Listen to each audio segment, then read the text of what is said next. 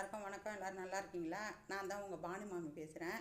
எல்லோரும் எண்ணெய் கத்திரிக்காய் குழம்பு எப்படி வைக்கிறது அப்படின்னு கேட்டிருந்தாங்க. நான் சொன்னேன் யூடியூப்பில் போட போகிறேன், நீங்கள் அதை பார்த்து நான் சொல்லும்போதே கூட நீங்கள் செஞ்சுக்கலாம் அப்படின்னு. கொஞ்சமாக ஒரு சின்ன நெல்லிக்காய் அளவுக்கு நீங்கள் புளி கரைச்சி வச்சுக்கிங்க. புளியை கரைச்சி எடுத்து வச்சுங்க. ஒரு 1/4 கிலோ கத்திரிக்காவை 1/4 கட் பண்ணி நல்லெண்ணெயை ஊற்றி, சட்டியில் செய்கிறதுனாலும் நான் சட்டியில் தான் அடிக்கடி குழம்பு வைப்பேன். சட்டியிலேயே கூட நல்லெண்ணெய் ஊற்றி வெறும் கத்திரிக்காய் போட்டு நல்லா வதக்கி கலர் மாறும்போது கொஞ்சமாக கல் உப்பை பொடி பண்ணி வச்சுருப்பேன். நான் சால்ட்டே யூஸ் பண்ண மாட்டேன். அந்த பொடி உப்பை லைட்டாக தூவி நல்லா வதக்கினீங்கன்னா கத்திரிக்காயில் அந்த உப்பு ஏறிடும். அதை தனியாக எடுத்து வச்சுங்க. இந்த புளி தண்ணியில் ஒரு கரண்டி நான் தனியா மிளகாய் ரெண்டும் கலந்த தூள் ஒரு கரண்டி போட்டுங்க. கொஞ்சம் மஞ்சள் பொடி போட்டுங்க. ஒரு 2-3 தக்காளி அதை நல்லா பிசைஞ்சு வச்சுட்டு சட்டியை அடுப்பில் வச்சுட்டு கொஞ்சம் நல்லெண்ணெய் விட்டு வெந்தயம் மட்டும் போடுங்க. கடுகு போடாதீங்க, அப்போ தான் வாசனையாக இருக்கும். வெந்தயம் 1 ஸ்பூன் போட்டு நல்லா தாளிச்சிட்டு அது கொஞ்சம் ப்ரௌன் கலரில் வந்ததும் ஒரு வெங்காயம் பொடியாக கட் பண்ணி வச்சுங்க. அந்த வெங்காயத்தை போட்டு நல்லா அது ஒரு மாதிரி ப்ரௌன் கலராக வரட்டும். கொஞ்சம் சால்ட்டு கூட போட்டுங்க. நம்ம சால்ட்டுங்கிறது கல் உப்பை பவுடரை பண்ணி வச்சுருக்கிறது. அதை போட்டு நல்லா வதக்கினீங்கன்னா தண்ணி மாதிரி ஆகிடும்.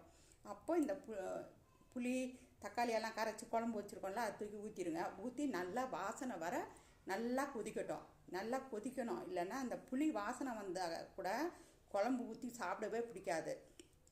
நல்லா கொதிச்சு வந்ததுக்கப்புறமா இந்த கத்திரிக்காயை எடுத்து போடுங்க. கருவேப்பிலை போடுங்க. கொஞ்சமாக ஒரு 2 பாக்கு, ஒரு கொட்டைப்பாக்கு அளவு, கொட்டக்கப்பாக்கு இல்லை பாதி பாக்கு இருக்கும்ல, அவ்வளோ பெருசு வெல்லம் அதில் லாஸ்ட்டில் போடுங்க. போட்டு நல்லா கரைச்சி விட்டு கமன்னு வாசனையாக இருக்கும்.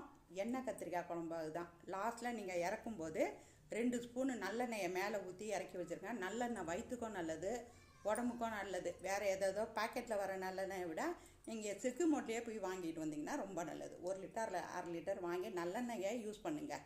அப்பளம் பொரிக்கிறதுக்கு, வேறு எதுவும் பொரிக்கிறதுக்கு எடுக்கிறதுக்கெல்லாம் கூட நம்ம வெளியே அந்த கடலெண்ணெயை யூஸ் பண்ணிக்கலாம். அது கடலெண்ணெய் கூட சிக்குவில் வாங்கி கடலெண்ணெய் வச்சுக்கிங்க. பேக்கெட் எண்ணெய் யூஸ் பண்ண மாட்டேன் நான்.